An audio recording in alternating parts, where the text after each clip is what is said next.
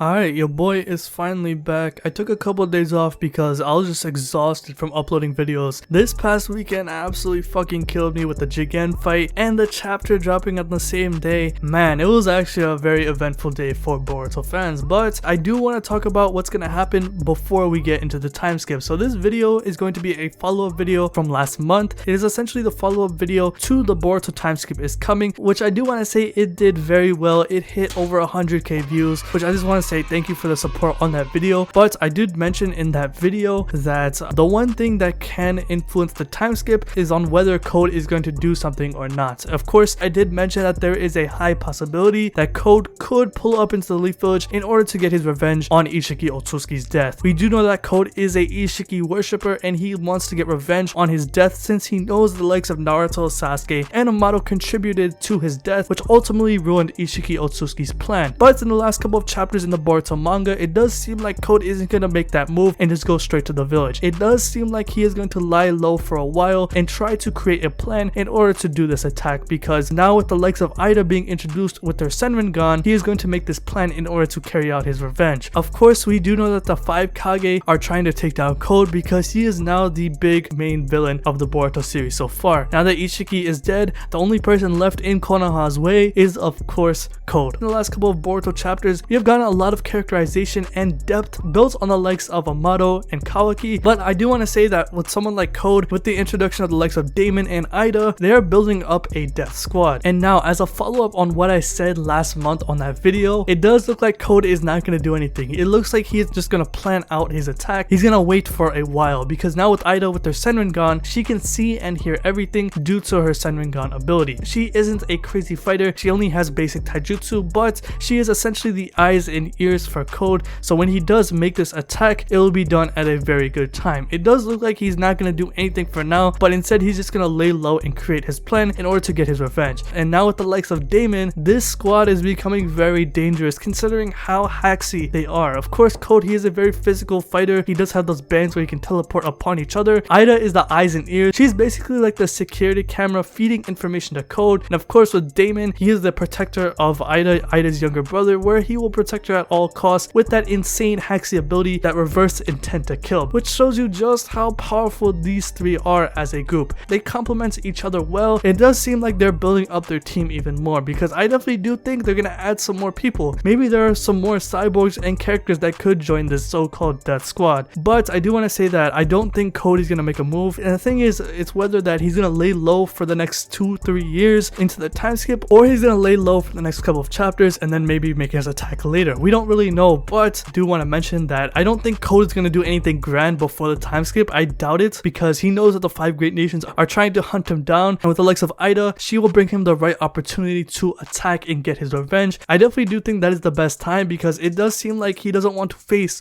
all 5 nations at once, and he is pretty confident that he could kill someone like Naruto in a one-on-one situation, but he does want to have a good plan before he makes that attack, because he is not naive like how Delta was when she pulled up into the village. So he wants to have a good plan, so it might take some time before he actually executes this plan, which could take, you know, a couple years, maybe a couple months. We don't really know, but I think it's gonna be a couple years before he actually makes this attack. And when he does execute his plan, it's gonna be crazy. That's all I'm gonna say. But now let's move on. Let's talk about Boruto and his Otsutsukification. We do know that he is taking drugs in order to suppress the process of the Otsutsukification on his body. Since he is 80% Otsutsukified, there's only 20% left, and there's not much left. And with these drugs, my question is, will they actually help Boruto in order to suppress the Otsutsukification on his body? We know how sneaky Amato is. I'll get to Amato a little bit later, but he did provide these drugs, and even though these drugs will help Boruto out with these Otsutsukification, at least to his word, it's gonna provide some drawbacks. Of course, we do know that Amato did say that these Byakugan suppressant drugs can cause potential blindness and death, but the thing is, I do want to see how Boruto progresses. Taking drugs, medical drugs that will affect your life, it is a very big undertaking, and what I would love to see from Kishimoto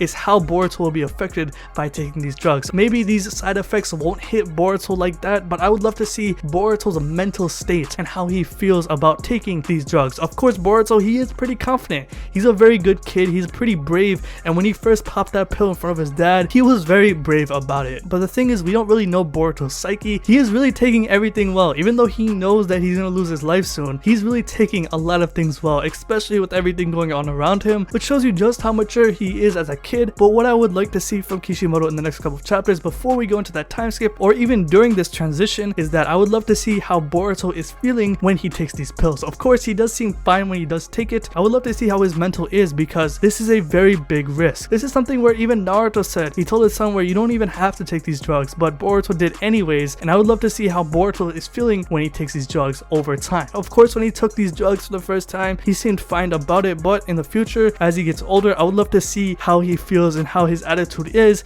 around everyone, sort of like how his mental is being taken away. That would be pretty interesting, and it would build Boruto's character a lot. Now, my final point I do want to talk about, where the hell is Kashin Koji, man? Ever since his fight against Ishiki Otsutsuki, he has been irrelevant in the story. He barely survived against Ishiki. He did a reverse summoning jutsu and teleported somewhere else. I'm assuming it's one of those frog mountains such as Mount Myoboku, but I would love to see where Kashin Koji stands in the story now that Ishiki Otsutsuki is dead, and he serves no purpose now. We know that Amato, he did use Kashin Koji in order to take down Ishiki Otsutsuki and kill Jigen, but with Kashin Koji free and having no purpose as a character, I would love to see Kishimoto bring him back into the story. It would be amazing to see the interaction between Kashin Koji and Naruto. Of course, we know that Kashin Koji is a Jiraiya clone. I would love to have him meet Naruto for the very first time, because it would be a very cool callback. Even though Kashin Koji isn't Jiraiya himself, it would be a very good interaction. It might even break Naruto, man. And you know, with his character now, we don't know if he's a good guy or a bad guy. We do know that in the fight against Ishiki Otsutsuki, Ishiki told Kashin Koji that, yo, you are being used by Amato. You are being used out of your free will. And it seemed like Kashin Koji didn't care at all. So now that Kashin Koji is alive, so he might take revenge on Amato as well, since he was actually used by him to take down Jigen. Or he might join up with the Leaf. We don't really know, but I would love to see an update on his character, because he is one of my favorite characters in Boruto. I fuck with him heavy. His fighting style is so good. He fights just like Jiraiya. I just fuck with his attitude, man. That man is on demon timing every time you see him in the anime or manga. And the final thing I do want to mention that needs to happen before we go into the time skip is I definitely do want to see some more development on the likes of Sarada and Mitsuki. Of course, Sarada and Mitsuki, they have been left out in the Boruto manga for some time. In fact, there was a time where they weren't relevant in the manga for over a year. So I'm definitely hoping that Kishimoto gets to use Sarada and Mitsuki more and have some more focus on their characters, because I'm not gonna lie, a character such as with Mitsuki, he's become very stagnant in the series. Of course, in the anime, they gave him a lot of development, especially in the Mitsuki Will arc, but now this is manga canon. We are heading into the time skip, and I just don't want to see the likes of Boruto and Kalki get all the screen time. I don't mind seeing them because they are the main characters, but it would be very beneficial to see the likes of Sarada and Mitsuki get some training. Of course, with Mitsuki, he knows Sage Mode. I'm hoping he gets to master it. Maybe he goes under a training arc with the likes of Orochimaru and Log. With Sarada, maybe she gets to train under Sasuke and Sakura in order to improve her Sharingan, because even though she has the 3 Tomoe Sharingan, she can barely pull off Chidori. When she used it for the first time, she was still practicing it. So of course, she still has a lot of room to improve on, and also for her will to become Hokage, this is necessary for her to become stronger. So let me know what you think about this video in the comment section below. What are some other points that need to be addressed before we go into the time skip? And the thing is, now that volume 15 has ended, I'm wondering, when will the time skip actually happen? So I definitely do think the time skip could happen in the next 4 to 5 chapters, potentially at the end of volume 16, which of course is the next volume, which is another 4 chapters. So I think in the next 4, possibly 8 chapters, we're gonna go into the time skip, but we do need some information on the likes of these characters that I did mention before. But let me know what you think about this in the comment section below. I just wanted to have a little discussion and bring up some points that should be addressed before the time skip, because it is necessary. These are important characters. I definitely do think we need some information on the likes of Sarada, Mitsuki, and especially on Kashin Koji. These are important characters of the series, and we just need to see them more in the manga before we get into that time skip. So if you like this video, hit that like button, subscribe,